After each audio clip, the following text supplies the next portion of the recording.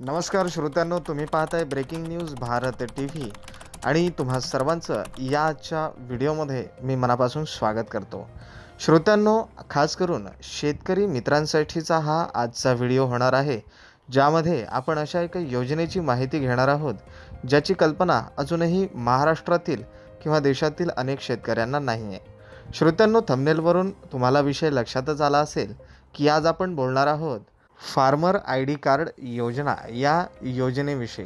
श्रोत्यांनो, या योजनेला किसान कार्ड योजना किंवा शेतकरी ओळखपत्र कार्ड योजना अशा वेगवेगळ्या नावांनी संबोधलं जातं.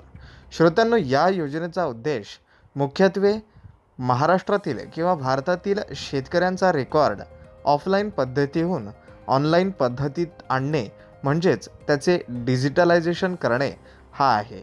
त्याचबरोबर या योजनेचा दुसरा उद्देश म्हणजे शेतकऱ्यांना निरनिराळ्या सरकारी योजनांचा लाभ मिळवून देण्यात मदत करणे, त्यांच्या निरनिराळ्या शासकीय योजनांचा डिजिटल पद्धतीने लाभ मिळवून देणे, त्याचबरोबर त्यांनी घेतलेल्या पिकांची योग्य बाजारभावानुसार मांडणी करून त्यात आखणी करणे व योग्य बाजारभाव मिळवून देणे, त्याचबरोबर त्यांच्या जमिनीची योग्य माहिती व तपशील ऑनलाईन पद्धतीने संग्रहित करणे हा आहे.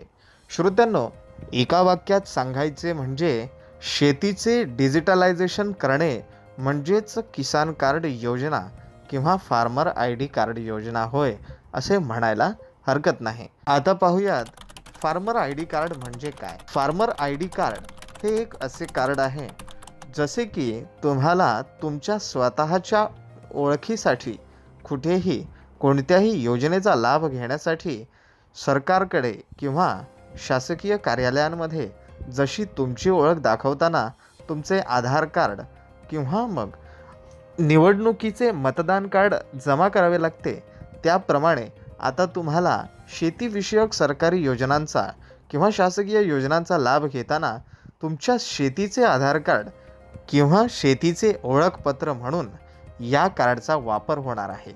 त्यामुळे तुम्ही असेही संबोधू शकता की जशी तुमची ओळख दाखवण्यासाठी तुमचे आधार कार्ड महत्त्वाचे आहे, तशी शेतकरी पोर्टलवर किंवा शासकीय योजनांचा लाभ घेताना शेतीची ओळख दाखवण्यासाठी या फार्मर आय डी कार्डचा उपयोग होणार आहे. कार्डमध्ये कोणत्या गोष्टींचा समावेश असेल तर या कार्डमध्ये शेतकऱ्याचे नाव, संपूर्ण पत्ता, शेतकऱ्याचा मोबाईल क्रमांक, जमिनीचा संपूर्ण तपशील, त्याचबरोबर शेतकरी घेत असलेल्या पिकाची व पशुसंवर्धनाची संपूर्ण माहिती या कार्डमध्ये असणार आहे. शेतकऱ्यांनो, जर उद्दिष्टांचा विचार केला तर या योजनेअंतर्गत सर्वप्रथम आपल्याला लक्षात येते की एकाच ठिकाणी शेतकऱ्याची संपूर्ण माहिती संग्रहित होते. त्याचबरोबर दुसरे उद्दिष्ट म्हणजे शासनाकडून येणारे अनुदान थेट शेतकऱ्याच्या बँकेत जमा होते आणि मध्यस्थांचा हस्तक्षेप बंद होतो. त्याचबरोबर तिसऱ्या उद्दिष्टांचा जर विचार केला तर अनेक सुविधा जसे की पीक विमा, कर्ज, अनुदान यासारख्या गोष्टी एकाच ठिकाणी, म्हणजेच या सर्व सुविधा एकाच ठिकाणी शेतकऱ्याला प्राप्त होतात. आता पाहूयात फार्मर आय डी कार्डचे फायदे. श्रोत्यांनो, फार्मर आय डी कार्ड हे कार्ड जर तुमच्याकडे असेल तर तुम्हाला केंद्र सरकारद्वारे राबविण्यात येणाऱ्या PM किसान योजना या योजनेचा दरवर्षी 6,000 रुपयांचा जो हप्ता मिळतो तो हप्ता मिळणे सुरू राहणार आहे. जर कार्ड नसेल तर या योजनेचा हप्ता बंद होऊ शकतो. त्याचबरोबर राज्य सरकारद्वारे चालविण्यात येणाऱ्या नमो शेतकरी महासन्मान निधी योजनेचा सुद्धा 6,000 रुपयांचा हप्ता तुम्हाला मिळत राहणार आहे.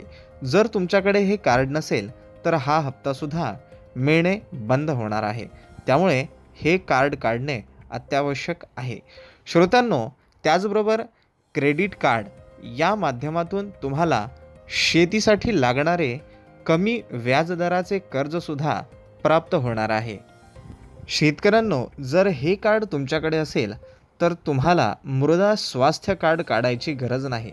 कारण जमिनीची गुणवत्ता तपासणीसाठी या कार्डाच्या द्वारे तुम्ही या योजनेचा देखील लाभ घेऊ शकता आणि आपल्या जमिनीची गुणवत्ता याच कार्डामार्फत तपासून घेऊ शकता। त्याचबरोबर या कार्डच्या माध्यमातून तुम्ही ई नाम पीक विक्री सुविधासुद्धा प्राप्त करून घेऊ शकता। आता पाहूयात या योजनेचे पात्रता निकष काय आहेत। पात्रतेच्या अटींमध्ये पहिली अट अशी आहे की अर्जदार हा शेतकरी असावा, म्हणजेच त्याच्याकडे स्वतःची किंवा भाडे तत्वावर शेती असणे आवश्यक आहे। दुसऱ्या अटीमध्ये शेतकरी हा भारताचा रहिवासी असावा। त्याचबरोबर अर्जदाराकडे बँक खाते आणि स्वतःचे ओळखपत्र म्हणजेच आधार कार्ड असणे अत्यावश्यक आहे आणि जमिनीचे मालकी हक्क किंवा भाडेपट्ट्याचे कागदपत्र असणे देखील आवश्यक असणार आहे। आता पाहूयात या योजनेचा लाभ घेण्यासाठी कोणकोणत्या कागदपत्रांची आवश्यकता असणार आहे। श्रोत्यांनो, जसे की अटीमध्ये दिलेले आहेत, ज्यानुसार स्वतःचे ओळखपत्र म्हणजेच आधार कार्ड असणे आवश्यक आहे। त्याचबरोबर शेतकऱ्याचा जमिनीचा 7/12 उतारा किंवा खसरा खतवणी यांसारखी कागदपत्रे असणे आवश्यक आहेत। बँक खात्याच्या तपशिलासाठी अर्जदाराकडे बँकेचे खाते असणे आवश्यक आहे, जे राष्ट्रीयकृत बँकेचे खाते असावे। अर्जदाराकडे अलीकडच्या काळातील काढलेला पासपोर्ट असणे आवश्यक आहे, जो 3 महिन्यांपर्यंतच्या कालावधीत काढलेला असावा। कार्डसाठी अर्ज करताना तुम्ही जो मोबाईल क्रमांक देणार आहात, तो मोबाईल क्रमांक तुमच्या आधार कार्डशी लिंक असणे देखील आवश्यक आहे। श्रोत्यांनो, याचबरोबर रेशन कार्ड किंवा त्या दर्जाची इतर काही कागदपत्रे देखील तुम्हाला जमा करावी लागू शकतात, कारण काही राज्यांमध्ये या नियमांमध्ये थोडेफार बदल आपल्याला पाहायला मिळतात। आता पाहूयात फार्मर ID कार्डसाठी अर्ज कशा पद्धतीने करावा। श्रोत्यांनो, फार्मर ID कार्डसाठी अर्ज दोन्ही पद्धतीने करता येतो, ज्यामधील पहिली पद्धत म्हणजे ऑनलाईन पद्धत ही आहे। आपण पाहूयात ऑनलाईन पद्धतीने नोंदणी कशी करावी। श्रोत्यांनो, डिस्क्रिप्शन बॉक्समध्ये दिलेल्या नोंदणी वेबसाईटवर तुम्ही डायरेक्ट क्लिक करू शकता आणि तिथून वेबसाईटमध्ये एंटर होऊ शकता। वेबसाईटमध्ये एंटर केल्यानंतर तुम्हाला त्या ठिकाणी किसान पंजीकरण किंवा फार्मर रजिस्ट्रेशन नावाचे ऑप्शन दिसेल। त्या ऑप्शनवरती तुम्हाला क्लिक करायचे आहे।